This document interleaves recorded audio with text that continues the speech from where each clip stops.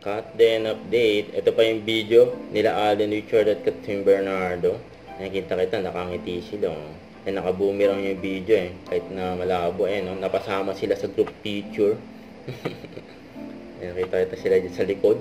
Ayan pa nga si Alden Ayan si Catherine.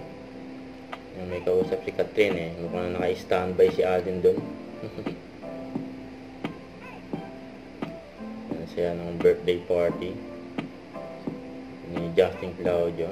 Ayun si Alden, naghihintay doon. At ayun ba, magkakasama din si Mami Min at sila Laysam at Mama Tin.